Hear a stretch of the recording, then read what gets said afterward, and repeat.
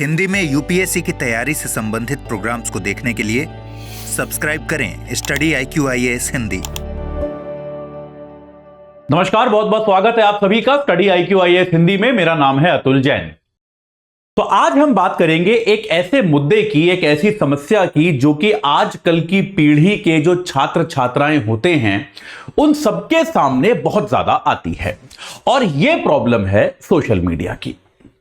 Social media को मैं problem कह रहा हूं तो यहीं से आप समझ सकते हैं कि सोशल मीडिया के बारे में और उसके पढ़ाई के प्रभाव, उसके पढ़ाई पर जो प्रभाव पड़ते हैं उनके बारे में मेरे क्या विचार हैं।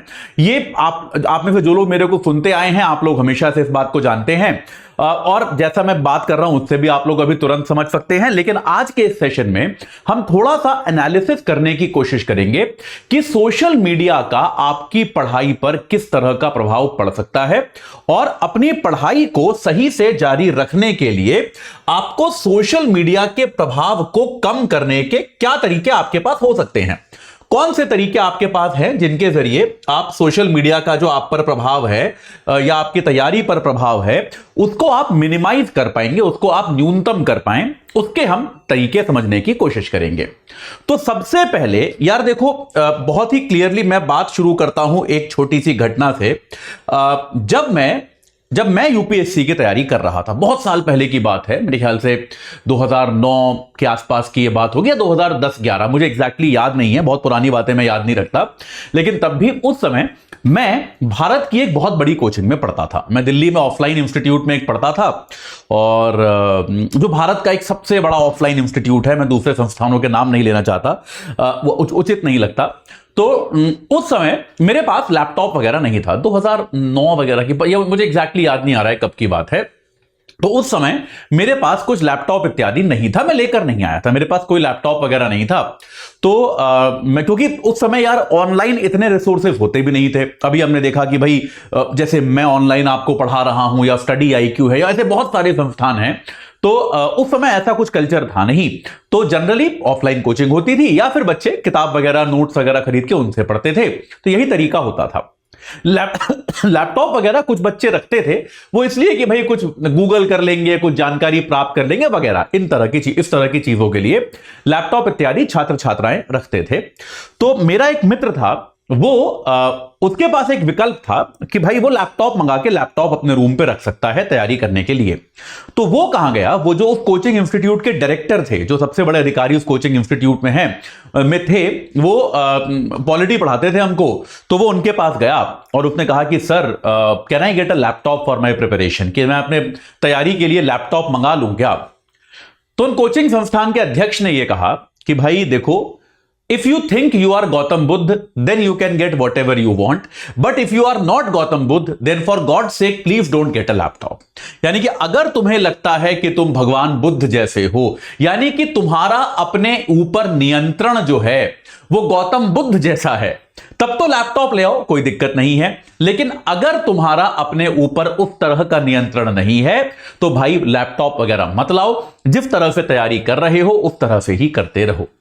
और ये एक चीज है जो मैं मानता हूं, आज भी मानता हूं, कितनी भी टेक्नोलॉजी आ जाएगी, मैं आज भी मानता हूं कि ये सच है कि तकनीक ने यूपीएससी की तैयारी को डेमोक्रेटाइज किया है, यानी कि देश के कोने कोने में पहुंचाया है। पहले क्या होता था, जैसे आज मेरा ये लेक्चर है, आप जो लोग देख रहे होंगे, या 4 बजे मेरा हिंदी में हिंदू, जिसको आप में से बहुत लोग देखते हैं, तो यार कोई जरूरी नहीं है कि उसको देखने के लिए आपको दिल्ली आने की आवश्यकता नहीं है, उसको देखने के लिए आपको मुंबई या बैंगलोर या किसी बड़े शहर इलाहाबाद जाने की आवश्यकता नहीं है। उसको आप अपने गांव, देहात, शहर, घर, जहां पर भी आप हैं वहां से आप देख सकते हैं। बहुत लोग जो मेरे से चैट वैट करते हैं बताते हैं कि सर मैं लाइव नहीं देख पाता, लेकिन ऑफिस से लौटते हुए बस में या ट्रेन में उसकी रिकॉर्डिंग देखता हूं। तो इस तरह की चीजें आपको देखने को मिलती हैं, जो कि बहुत सही है, बहुत अच्छी बात है। लेकिन इंटरनेट का एक बहुत बड़ा नुकसान जो हमारे छात्र वर्ग को हुआ है, वो हुआ है सोशल मीडिया से। ये कैसे हुआ है मैं आपको बताता हूं। देखिए, जब मैं बात कर रहा हूं सोशल मीडिया की, तो आप याद रखें कि इसमें क्या क्या सम्मिलित है। इसमें मैं आपका फेसबुक, ट्विटर जिसको अब एक्स बुलाते हैं, इंस्टाग्राम, ये सारे वो प्लेटफॉर्म्स हैं जिनकी मेरे को जानकारी है। यूट्यूब, इत्यादि की बात करता हूं। बाकी टिकटॉक वगैरह मैं देखता नहीं, मेरे पास है नहीं, तो मेरे को जानकारी नहीं है। टिकटॉक या उससे मिलते जुलते जो ऐप्स हैं आजकल, क्या होता है वो एक स्नैपचैट वगैरह, ये सब मेरे को पता नहीं। ये वो प्लेटफॉर्म्स हैं जिनके बारे में मेरे को जानकारी है। तो यार आपकी तैयारी पर इनका क्या प्रभाव पड़ता है उसको एक बार समझने की आवश्यकता है। कई सारे छात्र ये कहते हैं कि सर मैं जो है फेसबुक का प्रयोग ज्ञानवर्धक चीजें पढ़ने के लिए करता हूं या करती हूं।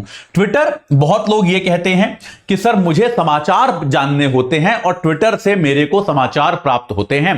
ट्विटर पे मैंने सारे न्यूज चैनल्स को फॉलो कर रखा है, तो जैसे ही कोई घटना होती है मेरे को ट्विटर से पता चल जाती है, मेरे को जानकारी मिल जाती है। इंस्टाग्राम पर भी सर मैंने आपके संस्थान का और फलाना संस्थान का इंस्टाग्राम हैंडल फॉलो कर रखा है, जिसके जरिए मेरे को जानकारी प्राप्त होती रहती है। अलग अलग संस्थान जो है इन्फोग्राफिक डालते रहते हैं, उससे मेरा ज्ञानवर्धन होता रहता है।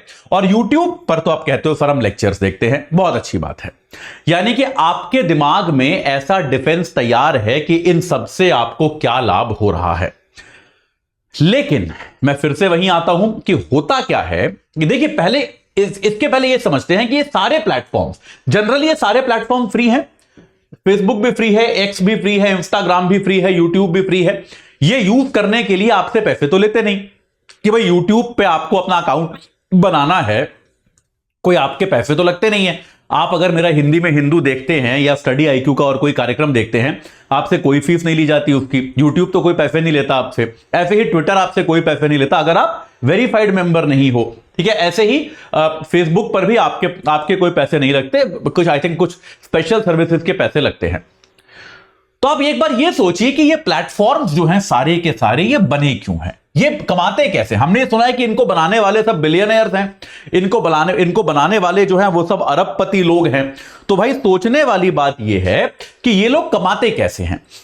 इनके कमाने के जरिए के लिए इकोनॉमिक्स में एक टर्म होता है जिसको हम कहते हैं अटेंशन इकोनॉमी। ये कभी आपको इकोनॉमिक्स के ऐसे बहुत सारे नए टर्म्स हैं जो आपको मैं P2I बैचेस वगैरह में पढ़ाऊंगा, जो आपको किताबों में नहीं मिलेंगे, लेकिन ये सब कई बार एग्जाम में पूछ लिए जाते हैं। ये क्या है? Attention economy. अटेंशन इकोनॉमी क्या होती है? आपका, देखिए हम सबके अंदर एक ग्राहक छुपा हुआ है। हम सब जीवन में बहुत सारी चीजें खरीदते हैं, वो कुछ भी हो सकता है। वो ये एक सिंपल सा पेन हो सकता है, एक पानी का ग्लास हो सकता है, तो कुछ भी हो सकता है ना। आप कुछ भी खरीद सकते हो, आप एक डायरी खरीद सकते हो, आप कुछ भी खरीद सकते हो।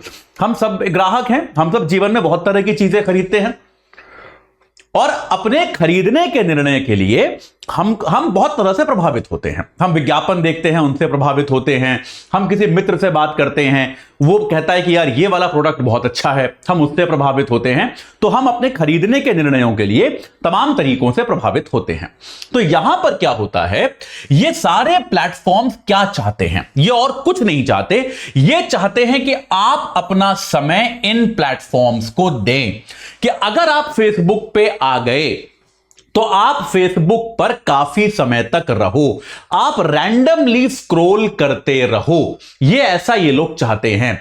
आप में से कई लोगों को जिनको सोशल मीडिया की लत होगी, अक्सर हम लोग स्वीकार नहीं करते, लेकिन हम में से ज्यादातर लोगों को सोशल मीडिया की लत है। मैं अपने आप को भी दोषी मानता हूं, समय समय पे मेरे को भी लत लग जाती है। ये होता है कि नहीं होता है? हर आधे पौने घंटे बाद हम लोग फोन उठाते हैं, ट्विटर खोल के देखते हैं, कुछ काम का नहीं है पर देखते हैं। इंस्टाग्राम पे कुछ नया नहीं आया पर तब भी देखते हैं। फेसबुक पे कुछ नया नहीं है, सब पुरानी बातें हैं, वही देखते रहते हैं। ये बात होता है कि नहीं? लेकिन हर आधे घंटे बाद हमारा मन करता है कि हम उठाकर देखें। अच्छा, और ऐसा आप में से कितने, और यूट्यूब पे खास तौर पे क्या होता है, यूट्यूब पर भाई क्या हो जाता है कि आप आते तो हो यूट्यूब पर ये सोचकर कि यार चलो एक कोई एजुकेशनल कंटेंट आया है वो देखेंगे, है ना। लेकिन घंटे भर बाद क्या होता है, आप किसी रैंडम कॉमेडियन का कॉमेडी शो देख रहे होते हो या किसी फिल्म का ट्रेलर देख रहे होते हो। ऐसा होता है कि नहीं होता कि आप अक्सर पढ़ाई से 5 मिनट का ब्रेक लेते हो कि यार थक गया, बोर हो गया, ऊब गया, चलो थोड़ी देर इंस्टाग्राम पे चला जाता हूं। आपने ये सोच के 3 बजे ब्रेक लिया था, अभी 4:30 बज जाते हैं और आपको लगता है कि यार आप किसी रैंडम व्यक्ति के फोटो देख रहे हो जिसको आप जानते भी नहीं। तो ऐसा आप सबके साथ होता है कि नहीं होता है? अगर आपके साथ ऐसा हो रहा है तो इस बात को समझिए कि इसमें आपकी गलती नहीं है, यह आपकी बिल्कुल गलती नहीं है। ये प्लेटफॉर्म ऐसे ही बनाए गए हैं। इन प्लेटफॉर्म्स को लत लगने वाला बनाने के लिए इन पर अरबों रुपया खर्च किया गया है। जो लोग इनको डिजाइन करते हैं उनको बहुत बड़ी बड़ी तनख्वाहें मिलती हैं सिर्फ इसलिए कि यूजर अगर एक बार इनका प्रयोग करना शुरू करे तो इनको आसानी से छोड़ ना पाए, उसको हर समय कुछ नया दिखता रहे। आपकी पसंद नापसंद के आधार पे वो आपको ये कंटेंट दिखाते रहते हैं। आप जिस तरह की चीजें खरीदते हो, ये तो वो, चलिए आपने एक सर्च किया Atul Jain current affairs video, तो आपको मेरे सारे वीडियो दिखाना शुरू कर देगा। ये तो चलिए वो चीज है जो आपके फायदे की है। कई बार क्या होता है, अगर आपने अमेज़न से अपने लिए कुछ मंगाया, अपने लिए शर्ट मंगाई, तो आपको अलग अलग शर्टों से जुड़े हुए वीडियो भी ये दिखाना शुरू कर देगा, क्योंकि आपका सारा डेटा सार्वजनिक है। ठीक है, तो इससे क्या होता है, आपको अलग अलग प्रकार की चीजें जो हैं वो आनी शुरू होती रहेंगी और चलती रहेंगी। तो आपको लगेगा कि आप बहुत सीमित समय, मैं तो बस एक चीज देखने जाता हूं, लेकिन आपको पता भी नहीं चलेगा कि कब उसमें 10 नई चीजें घुस जाएंगी और वो आपका बहुत ज्यादा समय खराब करेंगी। ये सब होता क्यों है? ये सब होता है अटेंशन इकोनॉमी के लिए। इनका धंधा, इनका बिजनेस ये है। सोचिए ना, आपसे क्या मांग रहे हैं ये? भाई फेसबुक ने इतनी शानदार वेबसाइट बना के आपको दे दी, आपसे कुछ तो लेगा। आपसे क्या ले रहा है? आपसे वो आपका अटेंशन ले रहा है, आपसे वो आपका समय, आपका ध्यान ले रहा है कि अपना ध्यान आप मुझे दो, और उस ध्यान में आपको चीजें दिखा रहा है, विज्ञापन दिखा रहा है जिसके वो पैसे कमाता है। तो ये अटेंशन इकोनॉमी को समझिए और इसके विक्टिम मत बनिए। तो अब आते हैं सवाल पर फिर से कि यार सोशल मीडिया जो है, क्या वो हमारी तैयारी को प्रभावित करती है? मेरा जवाब वही है जो मेरे अध्यापक ने बहुत साल पहले दिया था कि अगर आप गौतम बुद्ध नहीं हैं, अगर आपका आत्मनियंत्रण भगवान बुद्ध, भगवान महावीर, भगवान कृष्ण, भगवान राम जैसा नहीं है, तो भाई मेरे विचार में आपकी तैयारी को सोशल मीडिया प्रभावित करता है, इसमें कोई शक नहीं है। सोशल मीडिया पे क्या हो, देखिए अब इसमें मैं आपको एक एक करके बताता हूं। जैसे ट्विटर के लिए लोग कहते हैं कि मेरे को तुरंत समाचार मिलते हैं। यार क्या करोगे? एक तो मेरे को ये ऑब्सेशन समझाइए, तुरंत समाचार का क्या फायदा है? यूपीएससी में अगर आपको कोई समाचार तुरंत मिल गया या आपको वही समाचार एक दिन बाद मिला, आपकी तैयारी पर कोई प्रभाव पड़ेगा क्या उसका? या आप ये बताइए। चलिए पत्रकारों के लिए जरूरी है, जो लोग मीडिया में हैं, या फिर चलिए एक शिक्षक के तौर पे मेरे लिए जरूरी है कि मेरे को जल्दी पता चले, क्योंकि मैं चाहता हूं कि दूसरे संस्थान इसके पहले वीडियो बना के डाल दें, मैं डाल दूं, ताकि मेरे को लोग ज्यादा देखें। ये बात सही है, मेरे लिए ठीक है। लेकिन एक छात्र के तौर पर आपको कोई फर्क पड़ता है क्या कि भाई कोई घटना हुई, अभी भाई तेलंगाना के मुख्यमंत्री रेवंत रेड्डी बने, तो आपको कल पता चले या आज पता चले, इससे कोई फर्क पड़ता है क्या आपको? कोई यूपीएससी आपसे यह पूछने वाला है कि तुम्हें कब पता चला था 6 तारीख को कि 7 तारीख को कि रेवंत रेड्डी मुख्यमंत्री बनेंगे? अरे यार, मतलब क्या फर्क पड़ता है? आपको एक दिन बाद भी मालूम चल गया तो कौन सा फर्क पड़ता है? तो ट्विटर का आपके जीवन में पूरी तरह से कोई उपयोगिता नहीं है। फेसबुक वगैरह पे, इंस्टाग्राम वगैरह पे जो भी इंफोग्राफिक आपको मिलते हैं, आप उनको बहुत आसानी से गूगल कर सकते हैं। ऐसी कोई जानकारी नहीं है जो आपको बहुत सरलता से नहीं मिल सकती। आप इनमें से किसी एक पर भी रहकर किसी एक संस्थान को भी फॉलो कर लीजिए, वहां से आपको मिल जाएंगे। ठीक है, आते हैं YouTube पर। YouTube जरूरी है, इस बात को मैं जानता हूं। बहुत सारे लेक्चर, मेरे लेक्चर YouTube पे होते हैं, बाकी संस्थानों के भी होते हैं, पर YouTube पे छात्र सबसे बड़ी गलती जो करते हैं वो क्या करते हैं कि वो एक ही विषय के 10 लोगों के लेक्चर्स देखते हैं। तो अगर, जैसे मैं खुद ऐसे छात्रों से मेरी बात हुई है और मैंने उनसे कहा है कि यार आपको भले ही आप मेरा देखना छोड़ दो, लेकिन किसी एक का ही देखो, कि हिंदू को एक्सप्लेन करने वाले वो अलग अलग संस्थानों के 5 लेक्चर देख रहे हैं। अब मैं उनसे वही कहता हूं कि यार कोई पॉइंट नहीं है। अगर आपको मेरा सबसे अच्छा लगता है तो आप मेरा देखो, अगर आपको किसी अन्य शिक्षक का सबसे अच्छा लगता है तो उसका देखो, सबके मत देखो। सबके देखने का कोई पॉइंट नहीं है भाई। आपको स्वाध्याय के लिए भी समय चाहिए ना। तो YouTube पे आपको क्या करना पड़ेगा? YouTube पे आपको सेलेक्टिव होना पड़ेगा। और देखिए, ये जो दौड़ है ना कि यार ये वाला अच्छा है कि वो वाला अच्छा, ये एक सब्जेक्टिव दौड़ है। और आपको हमेशा लगता रहेगा कि यार ये वाले सर का मैं देख तो रहा हूं, पर क्या पता कोई ना कोई और अच्छा हो, किसी का हो सकता है, संभावना है। आप मेरा लेक्चर देख रहे हैं, हो सकता है कोई अन्य शिक्षक हो जो हिंदू को मुझसे बेहतर पढ़ाता हो।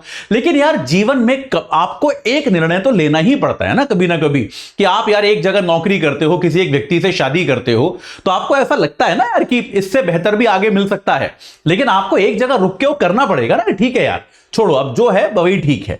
ये बात सही है कि नहीं है? तो तैयारी के साथ भी ऐसा होता है ना, आप इकोनॉमिक्स पढ़ने बैठते हो, आपको लगता है कि और पढ़ सकता हूं अभी यार, नॉलेज और बेहतर हो सकती है, पर मैं खुद इकोनॉमिक्स का टीचर होने के बावजूद आपसे क्या कहता हूं कि यार टाइम बाउंड तरीके से खत्म कर दो, समयबद्ध तरीके से जितनी तैयारी हो गई, उसके आगे जाने की आवश्यकता नहीं है। यह आपको याद रखना चाहिए, क्योंकि सर्वश्रेष्ठ करना जरूरी नहीं है, सब कुछ समय से नियोजित तरीके से करना आवश्यक है। तो YouTube पर भी मैं आग्रह यह करूंगा कि आप जो भी कार्यक्रम फॉलो करना चाहते हैं, जैसे मान लीजिए आपको हिंदू का एक प्रोग्राम देखना है, आप 5-7 संस्थानों के देख लो, जो आपको सबसे अच्छा लगे सिर्फ वो एक प्रोग्राम देखिए। ये मत कीजिए कि आज अतुल सर का देख लिया, परसों किसी और का देख लिया, कल किसी और का, या फिर रोज बैठ के सारे देख रहे हो। एक पकड़ लो, मेरे को आपने अगर पकड़ लिया है तो मेरे साथ ही रहो साल भर। और मैं ये नहीं कह रहा कि आप मेरा ही पकड़ो, आप किसी और का, किसी और संस्थान का भी आप ले सकते हो, लेकिन उसके साथ फिर हमेशा रहो। इकोनॉमिक्स के लिए आपको मेरे लेक्चर अच्छे लगते हैं, मेरे देख लो। कोई अन्य शिक्षक है जो बहुत अच्छा पढ़ाता हो, होंगे, निश्चित तौर पे होंगे, आप उनका देख लो। लेकिन वहां पर भी एक ही विषय को 5 टीचर से मत पढ़ो, जीवन में निर्णय लेना सीखो। ये निर्णय लो, जिस जिस चैनल को, जिस जिस प्लेलिस्ट को आप देखना चाहते हो, केवल उसको सब्सक्राइब करो, उसके अलावा यूट्यूब मत देखो। देखिए, याद रखिए, दिन में मैं आग्रह यह करूंगा कि आप एक सोशल मीडिया ब्रेक का समय निर्धारित करें। बहुत सारे फोन्स पर एक तरीका होता है, एक ऐप होती है, मैं नाम भूल गया उसको स्लीप ऐप बोलते हैं।